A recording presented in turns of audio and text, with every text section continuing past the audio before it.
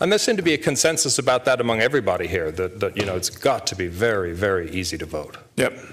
No question. No Appreciate question. your time and appreciate the hearing. Really appreciate it. All right. Mr. Choi, Peter. Yes, good afternoon, Senator Allen, panel, remnants. I'm Peter Choi. I'm here as a politically active resident voter. Remnants. Oh, that would be helpful. Okay, again, I'm Peter Choi. I'm here as a politically active regular voter here in Los Angeles. I want to first comment very quickly, and I will be brief, but I would first like to comment on the remarks by Professor Levinson regarding how the public is more aware of the Super Bowl and the Oscars than they are of the next election.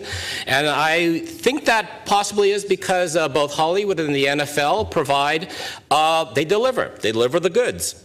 They provide quality entertainment, and so the Super Bowl and the Oscars are a celebration of their success over the year. And I would humbly suggest that perhaps the voters are not as aware of elections and as invested because they feel they are not getting the goods delivered by their elected officials. And perhaps that if they felt their government was delivering those goods and delivering quality government, that they would be more invested and mark the date on their calendar. I live in Eagle Rock, and there's a city council election going on. We have two high-profile candidates, City Council Member Jose Huizar and Supervisor Gloria Molina. In the most recent debate, the discussion devolved into discussions about extramarital affairs and charges of sexism. I think that disenfranchises the voters. That's not what they're there for. And so, as a Korean American, I will say there was redistricting recently, a few years ago, largest Korean American community outside of Korea. There was a big movement among the community, among the people, to have it all be within one district, but they were not. It was gerrymandered, and they were split into two different city council districts, 4 and 10. That's a problem. When voters feel disenfranchised, they feel the government is not delivering the goods. With these debates, with these issues, for instance, the LA Times had an article, the City Council article this week was about the City Council passing legislation, delaying a ruling on whether cat owners could own 5 cats instead of the current limited 3. I'm a cat owner, but this is not a priority for me as a voter. And I think the voters would like to have their elected officials address infrastructure, job creation, homelessness, poverty, on all the levels. And I feel that they feel they are not getting that from these examples I've just given you. But I would like to talk very quickly and succinctly about my opposition to Charter Amendments 1 and 2 that Ms. Feng talked about earlier today. I oppose them because I think they rewrite the rules in favor of special interests and big corporations and bury our city and school elections at the bottom of a very crowded even-year ballot after the judges, something even Ms. Feng herself had questioned. Senator Elizabeth Warren famously and repeatedly has stated that the system is rigged. And if you look up rigged system in a dictionary, you will see a picture of what elections look like if the charter amendments pass. The LA Times in last week's article, Special Interests Are at Center of LA Election Debate, exposed how the major funders of this Yes on Charter committee were special interests and big money corporations. This is not about the people. This is about big money, and it goes again to why the voters feel disenfranchised and why I feel they are apathetic.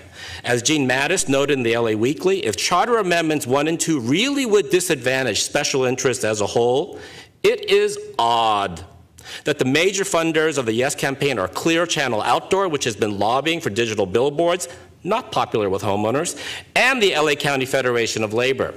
Again, I think good governance would equal good turnout. Voter apathy is born of voter cynicism, and the cynicism comes from feeling that your voice is not heard.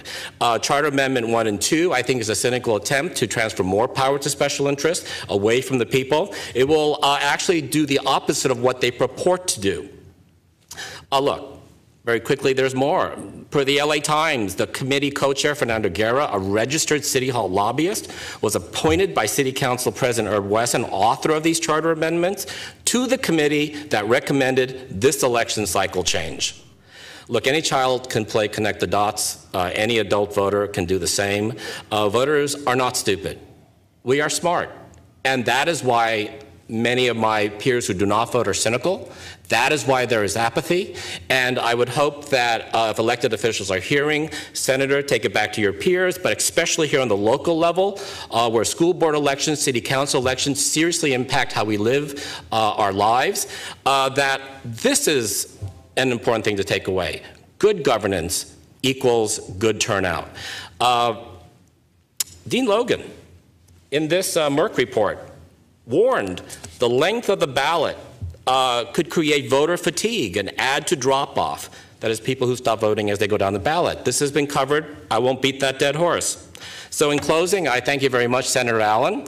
I want to make sure that everybody gets their tummies filled with lunch. So again, I would just like to repeat that voter apathy is born of voter cynicism.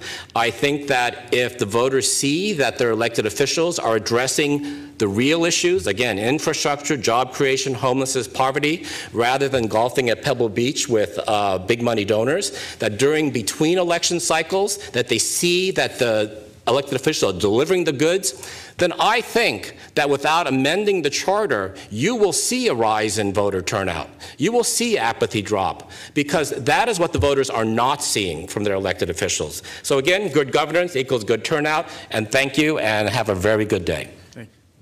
Well, thank you so much, and thank you to everyone for participating and engaging. This was just a fascinating day for me.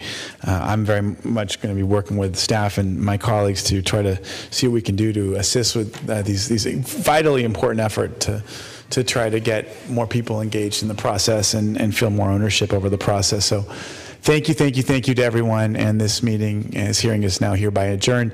Please follow our upcoming hearing up in Sacramento on these similar issues on March 25th. Thank you so much.